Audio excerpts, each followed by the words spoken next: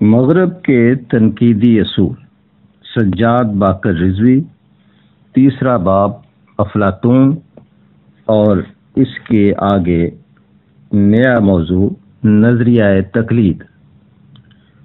فنون اور شاعری پر بحث کرتے ہوئے افلاطون ہمیں یہ بتاتا ہے کہ نقالی یا تقلید یعنی امیٹیشن سارے فنون کی بنیادی خصوصیت ہے۔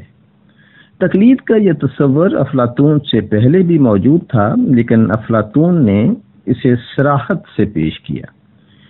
اس کا کہنا ہے کہ کائنات کی اعلیٰ اور حسین ترین تخلیق فطری اور اتفاقی عمل کا نتیجہ ہے۔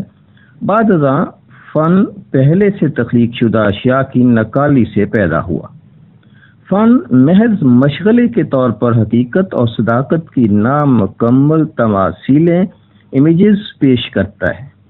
سارے فنون کی روح ایک ہی ہوتی ہے، چاہے وہ موسیقی ہو یا مصوری یا دیگر فنون۔ ان فنون کے علاوہ کچھ ایسے فن بھی ہیں جو زیادہ سنجیدہ مقاصد کے حامل ہوتے ہیں، مثلا طب اور زراعت وغیرہ۔ یہ فنون فطرت کے ساتھ معاملت کرتے ہیں۔ افلاطون کی اس بات پر غور کیجئے تو چند نتائج برآمد ہوتے ہیں۔ اول یہ کہ اس نے سب سے پہلی بار تمام فنون لطیفہ میں ایک قدر مشترک کا پتہ دیا۔ دوسرے یہ کہ اس نے مقاصد کے اعتبار سے فنون کو آپس میں ممیز کیا اور اس طرح فنون لطیفہ اور افادی فنون میں فرق واضح کیا۔ اس کے ساتھ ہی یہ بات بھی واضح ہو جاتی ہے کہ تخلیق یا اظہار کی بجائے اس نے تقلید یا نقالی کو تمام فنون کی قدر مشترک کیوں بتایا۔ اس کی وجہ یہ ہے کہ یونانی طبعاً نہایت حقیقت پسند واقع ہوئے تھے۔ انہیں کائنات کی غیبی قوتوں کا کوئی احساس نہ تھا، روزمرہ کی واقعاتی حقیقتوں کے علاوہ اور کسی غیبی نظام حقائق کے قائل ہی نہ تھے۔ اس کا نتیجہ یہ تھا کہ وہ فنکاروں کو خالق سمجھنے کے لیے تیار نہ تھے۔ ان کے نزدیک فنکار محض حقیقی اشیاء کے ظواہر کا عکس یا ان کی شباہت ہی پیش کر سکنے پر قادر تھے۔ اس لیے ان کی نظر میں فنکار حقیقت کی ترجمانی یا اس کا اظہار یا تخلیق کی بجائے محض حقیقت کی تقلیدی نمائندگی یا نقل پیش کرتا تھا۔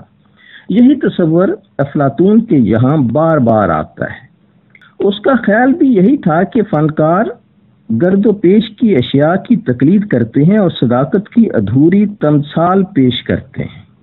اس کے باوجود افلاطون ان تصورات سے بالا تر ہونے کی کوشش بھی کرتا ہے۔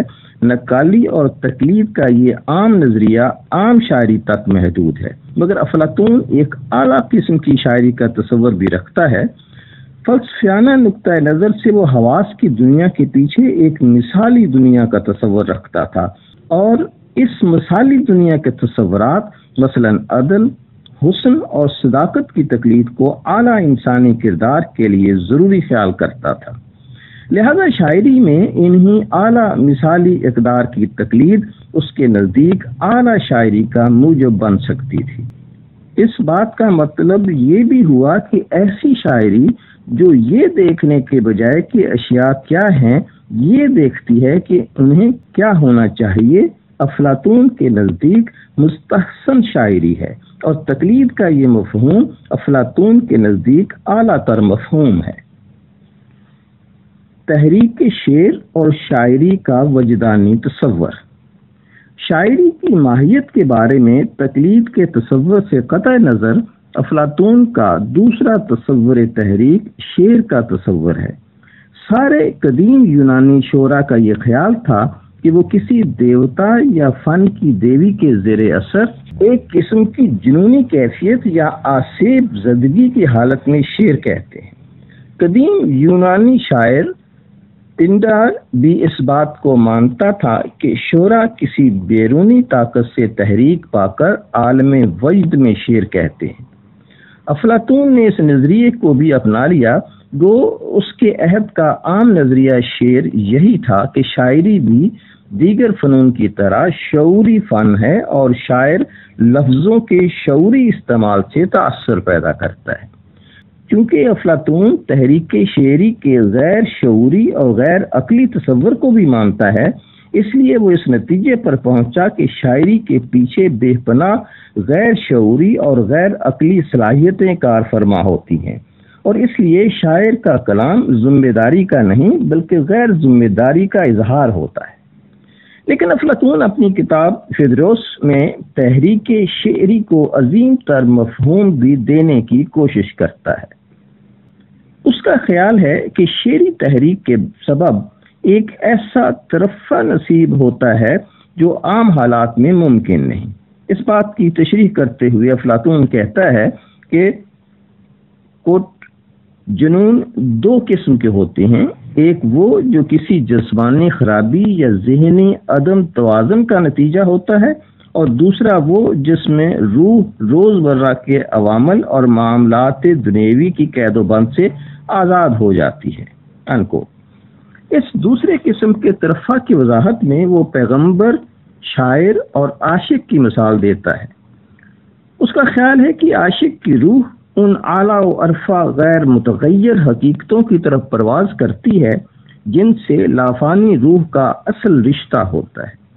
روح حسن کی تلاش میں مثالی حقائق کی طرف پرواز کرتی ہے اور بالآخر صداقت تک پہنچ کر جو خود تمام تر حسن ہوتی ہے، روح کا یہ سفر ختم ہو جاتا ہے۔ شعری وجدان یا تحریک شعر کے متعلق بھی وہ اسی قسم کی بات کہتا ہے۔ افلاطون کا خیال ہے کہ اس تحریک کے باعث شاعر کی دبی ہوئی قوتیں باعمل ہو جاتی ہیں اور شاعرانہ وجدان بیدار ہو جاتا ہے۔ شیکسپیئر نے اپنے ڈرامے مڈ سمر نائٹس ڈریم میں اسی خیال کو دہرایا ہے۔ وہ کہتا ہے کہ شاعر، عاشق اور مجنون تینوں ایک ہی تخیل کے حامل ہوتے ہیں۔